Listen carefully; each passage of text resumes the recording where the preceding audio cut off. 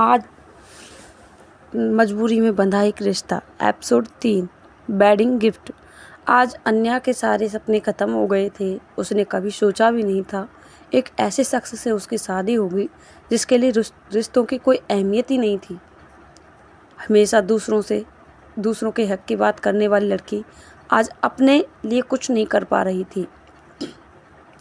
रुद्र और अन्या चौहान विला में पहुंचे, जो किसी महल से कम नहीं था। आज तक अन्या ने इतना बड़ा घर नहीं देखा।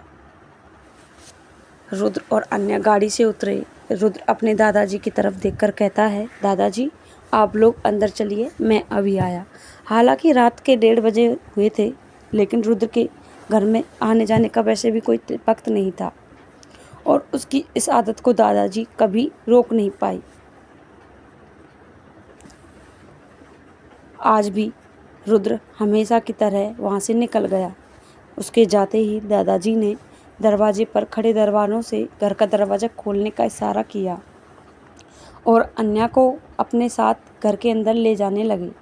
जैसे ही घर का दरवाज़ा खुला तो सामने एक तरह कपड़े पहने नौकरों की लंबी कतार थी।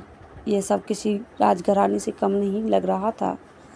उन सब की ओर इशारा करते हुए दादाजी अन्या से कहते हैं, बेटी इस घर में तुम्हें एक माँ और बहन के अलावा बाकी सभी रिश्तेदार मिलेंगे और शायद इसी वजह से ये घर नहीं बल्कि मकान ही बना रहा।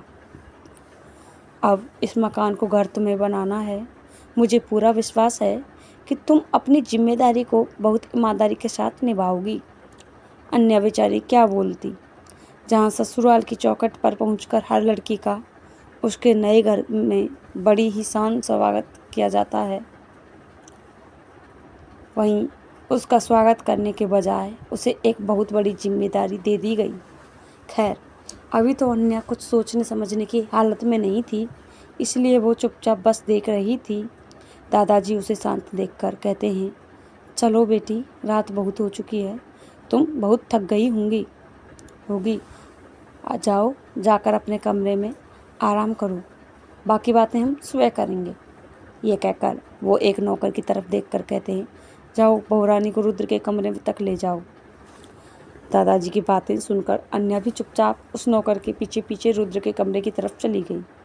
रुद्र के कमरे में पहुंचते ही उसकी आंखें नम हो गई। आज वो अपने पापा के घर को हमेशा के लिए पीछे छोड़कर यहाँ आ गई थी।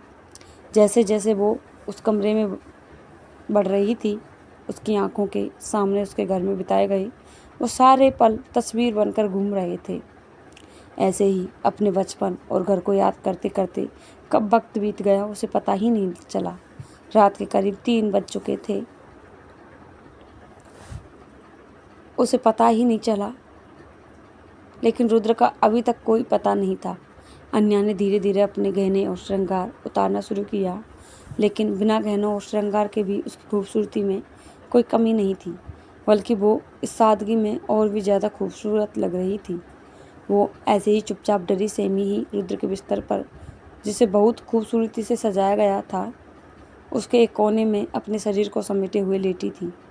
तभी कमरे का दरवाज़ा किसी ने धीरे से खोला और दरवाजे के खुलने की आवाज़ सुनकर वो एकदम से अपनी टांगों को समेटते हुए डरकर बिस्तर पर बैठ गई। जैसे ही रुद्र ने कमरे में अंदर आकर दरवाजे की चिटकनी लगाई, उसके दिल की धड़कन तेज़ी से बढ़ने लगी। वो धीरे धीरे अपने पैरों को अपनी तरफ समेटने लगी। तब रुद्र अपनी शेरवानी के बटन खोलते हुए उसकी तरफ देखकर कहता है, इधर आओ मेरे पास। यह सुनकर तो अन्या की डर के मारे जैसे जान ही निकलने वाली थी। कुछ देर तक जब अन्या बिस्तर से नीचे नहीं उतरी तो रुद्र एक बार फिर से जोर से कहता है, सुना नहीं तुमने, इधर आओ मेरे पास। अन्या उसकी तेज आवाज़ सुनकर डर गई और डर के मारे उसका शरीर थरथर कांपने लगा। घबराकर वो धीरे धीरे बिस्तर से उतरकर दूसरी तरफ से घूमते हुए रुद्र के पास आ रही थी कि तभी वो खुद उसके पास आ गया और उसके कंधों को पकड़ते हुए कहता है, आज मैं तुम्हारे लिए एक तोहफा लेकर आया हूँ, पूछोगे नहीं क्या? अन्या की तो कुछ बोलने की हिम्मत ही नहीं थी। वो बस अपनी डरी सहमी और मासूम आंखों से उसको देखे जा रही थी। तभी रुद्र मुस्कुराते हुए अपने एक हाथ से कागज़ों का एक बंच निकालकर उसकी तरफ बढ़ाते हुए कहता है, ये लो तुम्हारा तोहफा। इस घर में तुम्हारा पहला दिन है आज के दिन तो तुम्हारे लिए तोहफा लाना बनता है। ये लो पकड़ो इसे। यह कहते हुए उसने वो कागज़ अन्या की तरफ बढ़ा दिया, लेकिन अन्या ने जब उन पेपर्स को पकड़ा नहीं तो रुद्र ने उसके हाथ में थमा दिए। अन्या में इतनी हिम्मत नहीं थी कि वो उन्हें खोलकर देख सके।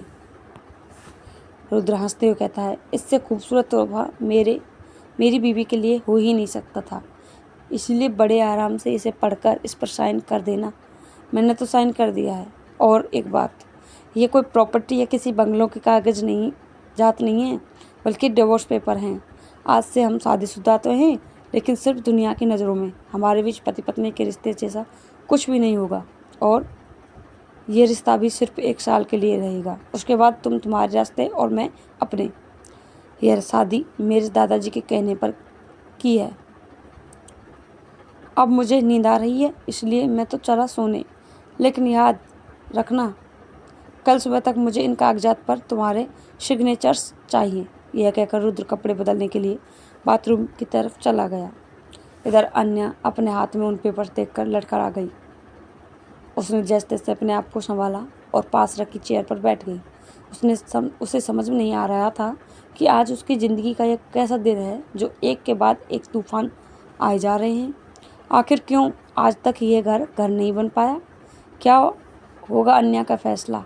क्या निभा पाएगी वो दादाजी की जिम्मेदारियाँ और फिर उलझ कर रह जाएगी रुद्र के साथ हुए इस अनचाहे रिश्ते में? आगे क्या तूफान लाने वाली है अन्या की ज़िंदगी? क्या सच में टूट जाएगा अन्या का रिश्ता उसके माँ पापा के साथ? जानने के लिए पढ़ते रहिए ये कहानी फिर सिर्फ हमारे चैनल पर। अगर आपको कहानी पसंद आई हो तो please like, subscribe and comment कीजिए और हमारे अगले एपिसोड का इंतज़ार कीजिए।